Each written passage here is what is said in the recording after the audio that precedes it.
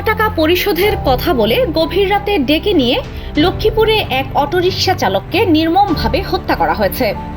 লক্ষ্মীপুর সদর উপজেলার তেওয়ারীগঞ্জ ইউনিয়নে ফরহাদ হোসেন নামে ওই যুবকের মরদেহ উদ্ধার করেছে পুলিশ। শুক্রবার সকালে বাড়ির পাশের একটি ফসলি মাঠ থেকে তার লাশ উদ্ধার করা হয়।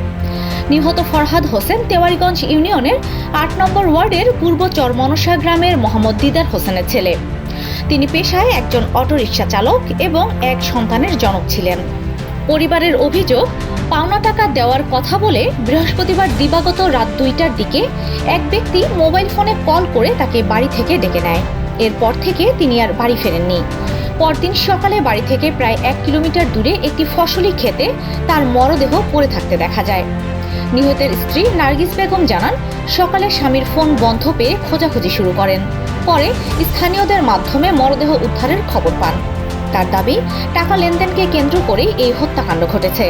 নিহতের শরীরে নির্মম নির্যাতনের চিহ্ন রয়েছে, এমনকি তার ডান চোখও উপড়ে ফেলা হয়েছে, যা ঘটনাটিকে আরও নৃশংস করে তুলেছে। এ বিষয়ে লক্ষ্মীপুর সদর থানার উপপরিদর্শক এসআই মোহাম্মদ আমিনুল ইসলাম জানান, ঘটনাটি প্রাথমিকভাবে হত্যাকাণ্ড বলেই ধারণা করা হচ্ছে। মরদেহ উদ্ধার করে ময়নাতদন্তের জন্য মর্গে পাঠানো হচ্ছে এবং জড়িতদের শনাক্ত করে আইনের আওতায় আনতে পুলিশ কাজ করছে। ঘটনাটি এলাকায় চাঞ্চল্যের সৃষ্টি করেছে।